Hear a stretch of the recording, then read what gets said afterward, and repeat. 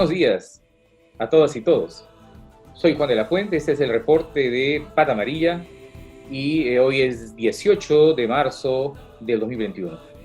Hablaremos sobre el populismo, si hay un momento populista en el Perú, qué es el populismo del proceso electoral y si todo es populismo. Yo creo que no todo es populismo, pero vayamos a los temas.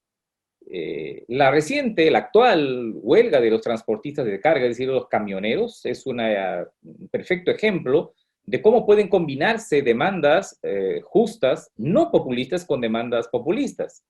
Una demanda populista es la rebaja del precio del combustible, considerando que habría que recordar que se fija a través del mercado. Y lo que puede hacer el Estado es, con la influencia que tiene, un precio referencial, considerando el poco peso que tiene la fijación del precio Petroperú. Reclaman razonablemente contra las autorizaciones para el transporte informal de autos, pero piden, por ejemplo, la devolución del impuesto al consumo, incluso del impuesto selectivo al consumo, incluso la eliminación del impuesto selectivo al consumo. Otro pedido populista es que no se cobren peajes. Un pedido razonable, no obstante, es que se concluyan las obras inconclusas. Pero también proponen, eso, populismo puro, una amnistía general para las multas de Sutran. E incluso otra demanda populista es que los conductores quieren incorporarse en la primera línea, en la primera fase de la vacunación contra el COVID-19. Esta es una mezcla de demandas, muchas de las cuales pueden ser justas, ¿no?, con medidas que son francamente populistas en el contexto de una profunda depresión. Lo que quieren muchos sectores es un pedazo de calle, una solución parcial para sí mismos en el contexto de una crisis. Una especie de bailo con mi pañuelo, pero ya no en relación al COVID, al coronavirus y específicamente a la crisis sanitaria, sino un bailo con mi pañuelo en todo, prescindiendo del Estado, prescindiendo de las reglas o causando un perjuicio general o al interés general y al Estado. Esta idea de cómo el populismo ha permeado en América Latina es expresada ayer en un extenso artículo del medio inglés The Economist. The Economist señala que este año el populismo prevalecerá en América Latina. Su unidad de inteligencia política ha evacuado un informe que se llama Populismo y Política, el riesgo operativo en América Latina.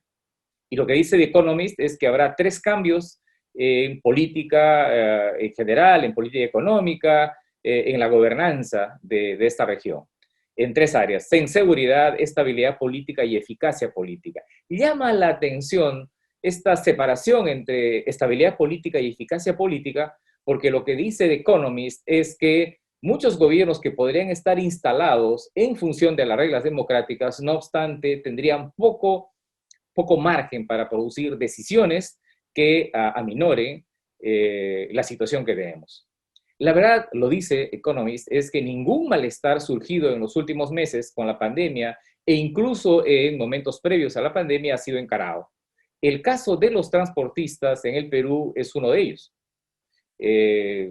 Crece la inestabilidad, cuando se acumulan los conflictos y estos no son atendidos, se configura un cuadro de inestabilidad política.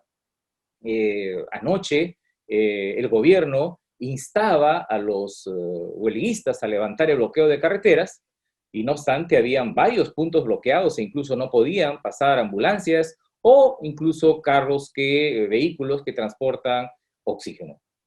Dice The Economist, que Ecuador, Perú y Chile, que son países que tienen elecciones este año, podrían ser aquellos donde se genere una mayor inestabilidad.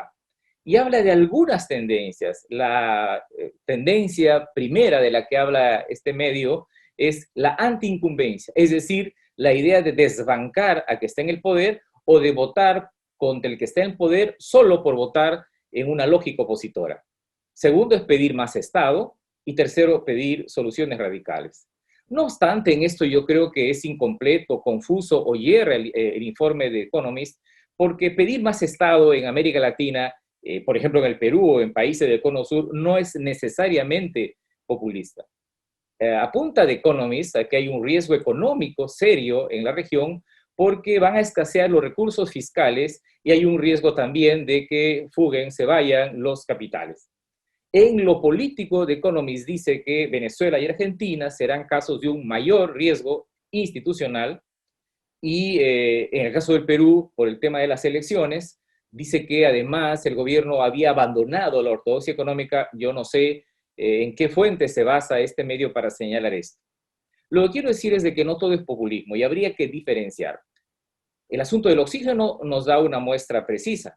Una cosa es lo que planteó hace algunas horas Verónica Mendoza, candidata a Juntos por el Perú, que en el caso de llegar al gobierno hará uso de lo que manda la Ley General de Salud para ocupar, tomar el control temporal de la producción de oxígeno.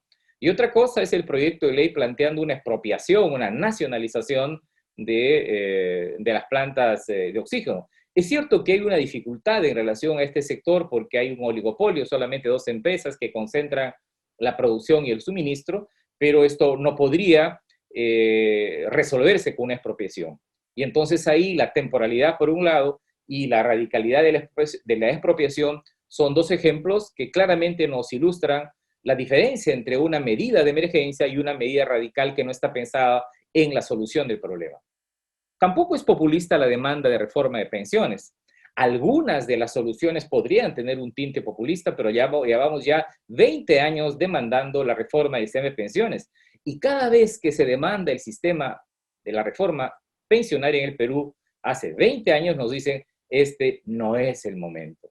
Y no fue el momento cuando había auge económico, no es el momento cuando tenemos crisis económica. Lo cierto es que determinados sectores están en contra y se parapetan en el discurso supuestamente contra el populismo para evitar dar paso a reformas sentidas por la gente. Igual sucede con el gas. Una cosa es la renegociación del gas, por ejemplo, lo ha planteado el candidato López Aliaga, lo ha planteado Verónica Mendoza, lo han planteado otros candidatos, y a mí no me parece que esa sea necesariamente una demanda populista. Habría que ver en qué condiciones se plantea esta renegociación, porque además en la elección pasada candidatos como Alfredo Barnechea también lo planteó. Cerrar el paso a los monopolios no creo que sea populista. Es decir, reconociendo que estamos en un momento populista, no creo que todas las medidas de cambio, sobre todo de cambio económico, deberían ser motejadas como tal.